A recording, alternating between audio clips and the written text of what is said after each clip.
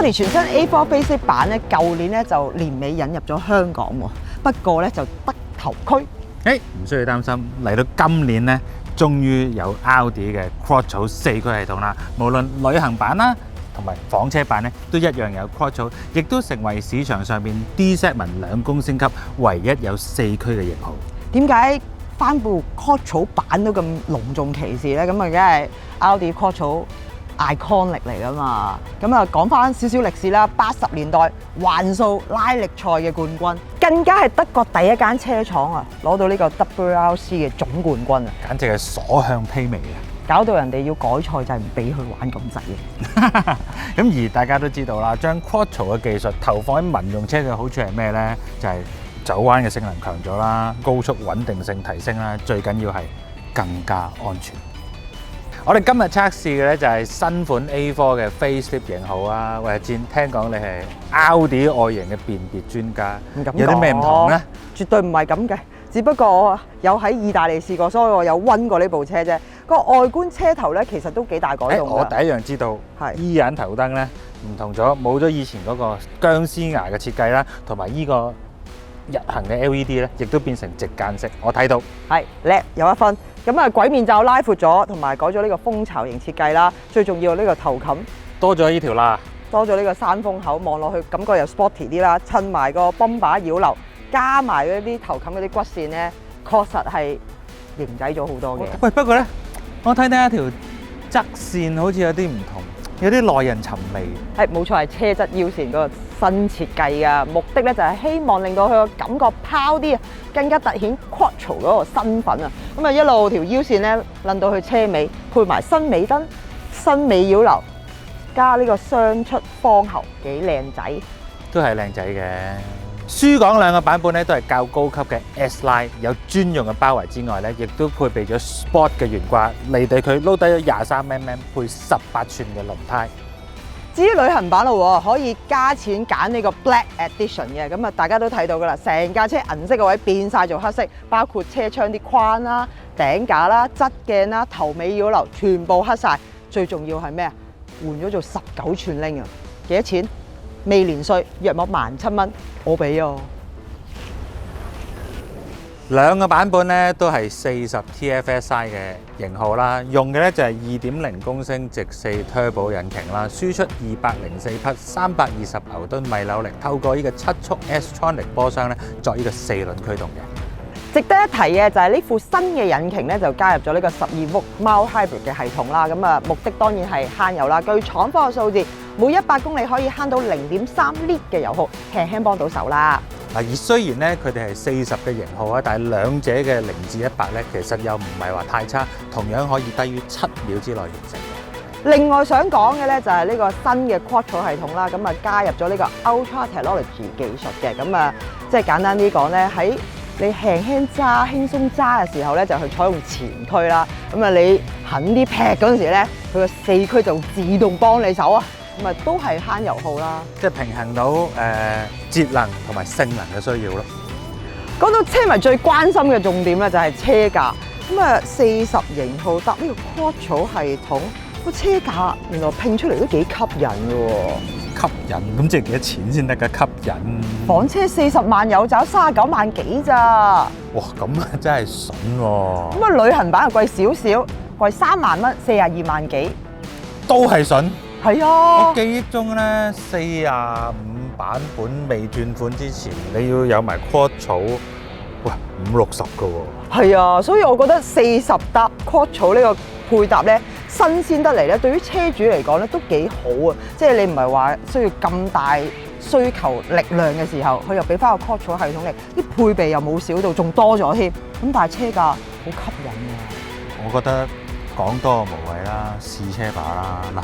兩個人一人揀一部啦，係啊，腳又得對，手又得對咁，我梗係試旅行版啦，貴3萬我買旅行版啦。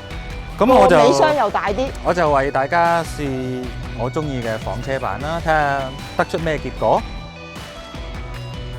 喂，係唔好心急試車主，我想問你一個問題，點解你係都要搶住個旅行版嚟揸咧？喂，仲使講嘅，明眼人都知啦，旅行車嗰個貼背尾有型啲、sporty 啲、有態度啲，襯我咯。咁但係四門版亦都有穩重嘅一面啦。再者你要出街睇下，四門房車多，淨旅行車多啊！喂，大佬啊，旅行版有咩啊？有電尾啊！你睇下個尾箱又大啲，495 lit 啊！你知我中意 shopping 噶啦，我出晒名噶啦。尾箱大啲，擺嘢多啲，接埋後排去到1495 lit 添。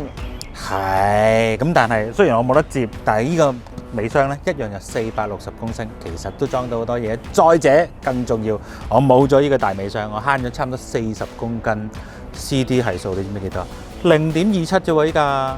咁又點啊？我唔理，我要旅行車啊！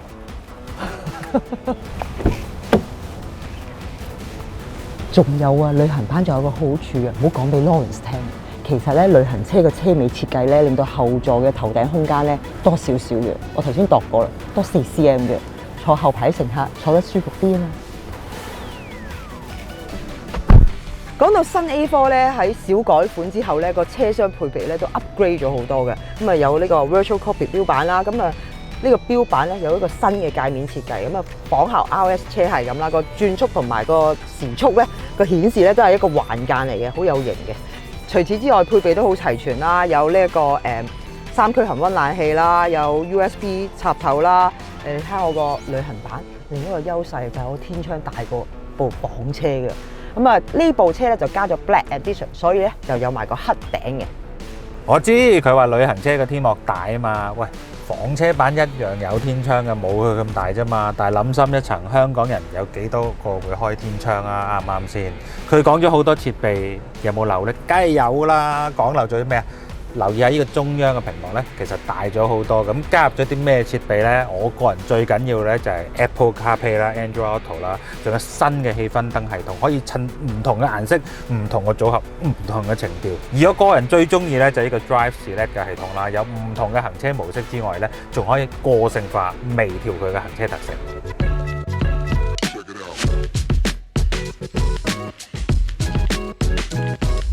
今日試車咧，我哋有一個重要嘅任務啊，就係諗住去買盆栽啊。咁我約咗大埔一個花場啦，嗰個花場咧好靚好超嘅。咁啊會夾盆栽就幫公司嘅 office 粉飾一下。咁啊，我同阿 Lawrence 就一人揀一盆，睇下邊個有品味啲咁咯。我話揸住部旅行車去買花，種類選擇梗係多好多啦，個尾箱夠晒高啊嘛，係咪？咁啊可以揀多啲唔同嘅植物，咁啊睇下邊個揀得靚啲咧，就係我嘅，你唔使擔心。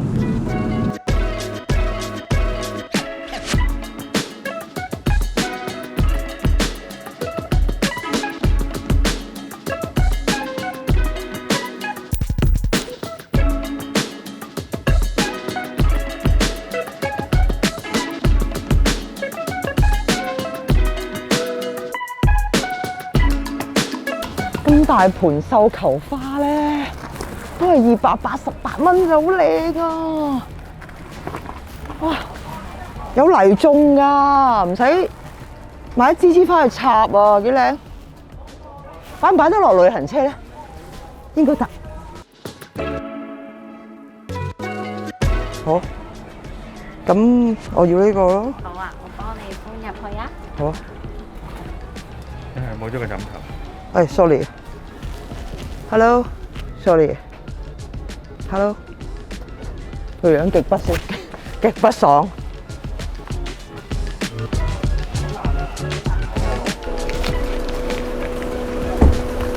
哇，啱啱好啊 ！Perfect。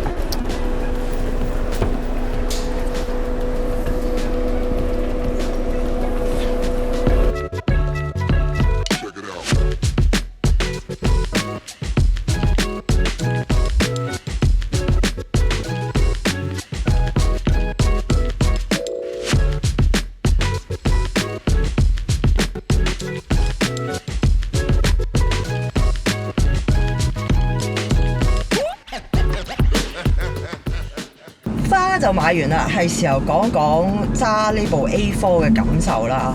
咁我記得咧，之前咧我就喺意大利試揸過嘅，咁啊嗰時咧就揸部45嘅 Quattro 版啦，咁啊40嘅 Quattro 版咧我都係第一次試揸，咁我開頭都有啲 concern 係嗰個力會唔夠啊，咁啊但係揸落咗咧，我又覺得 OK 喎，嗰啖力係即係幾啱啱好啊，即係當然你唔可能對佢個苛求太大啦，咁但係我覺得起圍啊，即係嗰下係個力係幾好嘅，幾足夠城市用嘅。雖然咧旅行車咧就重少少啦，咁啊加上呢部咧就用咗條19寸鈴啦，嗰個起步起圍個感覺咧就一定冇房車咁爽噶啦，呢個一定係事實。但係我自己覺得旅行車已經可以掩蓋晒所有嘢啦。Audi 簡直係旅行車設計嘅專家嚟啊！你諗下，想當年大家個旅行車嘅車迷都仲係好笨重、好慌嘅時候，佢設計咗一部令車迷讚歎嘅旅行車喎！你睇下初代嘅 RS2 同埋 RS4 都淨係得旅行版，你就知道佢設計旅行車幾誇啦啦啦。咁啊，加上喂尾箱容量大啲喎，係咪先掩蓋咗呢個問題？加上我覺得啊，呢架車有撥片噶嘛，用撥片已經可以彌補到嗰啲問題啊！你睇下用撥片嗰個感覺再得心應手啲嘅，即係當然你發現嗰啲力好似爭少少嗰時咧，用撥片啦，用撥片就已經解決晒所有問題，我話俾你聽。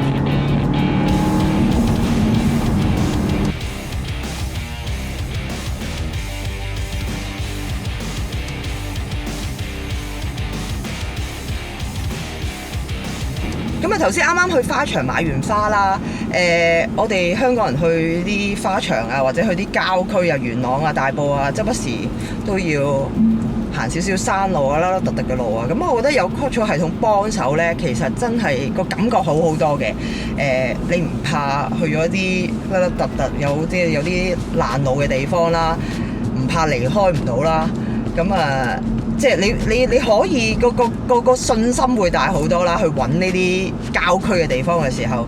咁我而家揸住盆花回程，個感覺即使我而家係咁入啲彎啊，個穩定性確實係比起齋頭轆咧係好好多嘅。咁你以為可能4個轆個轉向唔夠靈敏咩？佢又 OK 喎，比我想象中好喎，即係佢個車架剛性好好啦，加埋佢加咗個 Sport Suspension 啦，嗰個路面感好好啦。整體上咧，個 Body Roll 又係唔錯嘅。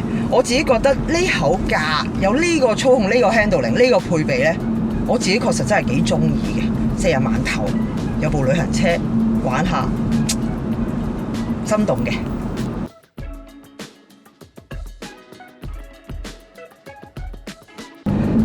即係而家入住啲彎咧，其實呢部 A440已經好夠玩，好好玩。其實用撥片啊，嗰個懸掛咧，加埋條19寸咧，個感覺真係硬咗少少嘅。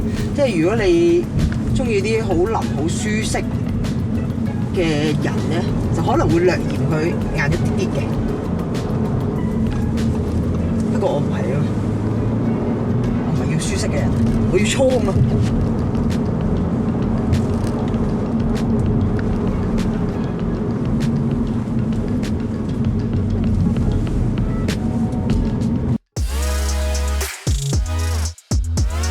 咁相比起前驅版本啦，咁我哋試呢個版本咧，拖住份 Quattro 4驅啦，咁喺起圍上邊咧，的而且確咧，會冇咁精靈嘅，因為嗰個負荷重咗啦。但係幸好咧，EVO engine咧個扭力係夠嘅，再加上佢有一個好聰明嘅雙離合器波箱啦，咁佢令到咧佢縱使有咁嘅負累，但係佢扭力夠，再加上波箱繩咧，咁行順咗之後咧，其實咧一般日用性咧係冇問題嘅。你唔會覺得呢架車係 underpower， 反應咧係比我預期中多嘅。唯一咧就係你縮腳之後，你再踩油嗰陣時，嗰個反應咧就會爭少少，冇咁反應快，連貫性冇咁強。咁呢樣嘢咧40喎大佬，咁總要體諒啦，我覺得係咪先？但係呢架車咧有樣嘢咧，我真心係幾佩服嘅，就係佢嘅下盤功夫啦。咁呢套 Quattro 用嘅 Ultra 技術啦，咁低負荷嘅時候，佢會自動行頭轆啦。你要劈嘅高速下，佢會自動轉四驅啦。但係呢個系統咧，你又監察唔到佢，系統又唔會顯示嘅，咁全部交俾電腦去控制啦。但係我覺得係信得過嘅。咁另一樣嘢咧，我覺得好厲害嘅就係依架車用咗 Sport 嘅避震啦，降低咗之外咧，依套四驅系統咧，令到依架車咧喺依啲咁嘅山路上邊咧，嗰個抓地性咧係非常之強。你無時無刻咧都覺得咧四條胎咧係釘緊條路面咁。咁你望住一啲彎啊，你以為要落少少 brake 先入到去嘅咧，一出奇地咧，你收油扭過去搞掂。呢啲就係Quattro同一個好底盤配合出嚟嘅效果啦。再加上咧，依架車嘅懸掛係硬嘅，令到依架車咧個 body roll 咧係低之餘咧，佢傳入車廂嗰個震動咧又唔係話太多。咁我相信咧同18寸鈴有關啦。旅行版用咗19寸嘅，我相信咧會燉啲。咁以而家依個咁嘅感覺嚟講咧，佢俾到你嘅係硬朗，但係咧唔太干擾實用嘅舒適性，咁叫 sporty 啲嘅房車咯，可以咁講。喺依架車有樣嘢好勁嘅，就係佢嗰個轉向比例夠緊湊，指向性咧亦都係明快嘅。咁呢個軚盤咧，如果換成平底再粗壯啲咧，我覺得就更係咧肥咯。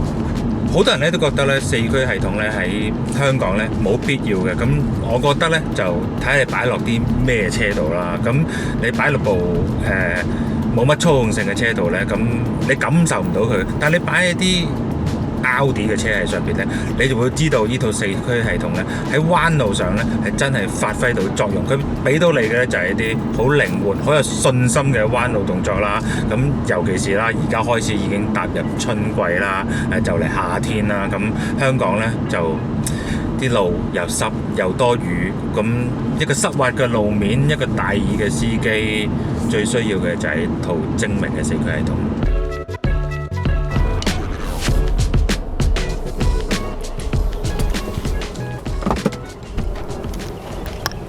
點啊？搞咁耐？喂，買嘢嘅梗係你強項啦。買咩花啊？嗱，我開估先。我買一個繡球花，你睇下幾靚。我一陣就攞翻屋企㗎啦，我都係唔擺翻公司嘅。喂，你用盡咗佢嘅高度喎。係啊，啱啱好啊。你咧買咩花？我個高度就受啲限制，但係咧我勝在識揀。我揀咗呢盤叫咩啊？比利時杜鵑，嬌小玲瓏，同我最中意嘅何麗瓊一樣啊！梗係我嗰棵靚啲啦，我棵繡球花幾鬼茂盛，幾靚啊！佢未開晒咋，開晒嚇到我都驚啊！唔好講咁多，我哋讀者揀邊棵花靚啲，順便揀埋部車啊！你中意邊部啦？唔該，撐我嘅呢邊，撐我嘅呢邊，呢邊，呢邊，呢邊，呢邊，呢邊，呢邊。啊！我一陣翻屋企，我唔同你講咁多啦，我住呢度，唔好同人講，知唔知啊？係咁啦，拜拜。根本係想揸車，我話成日唔在意自己有車揸，根本係發狂揸車。你睇下，嗌兜個圈啫嘛，你兜到去邊咧？阻住我翻屋企，唔好話俾人哋聽我住呢度。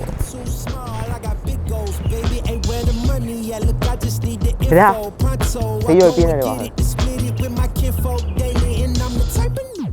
？Change my number on you. Yeah, that's how you react when people took a slumber on you. Pretty brown skin, baby, I can see the summer on you. You see all the bread, and I know it make you wonder, don't you, don't you, don't you? Ooh, I ain't surprised at all. Seen them rise and fall. Went up the mountain, it wasn't hard to climb.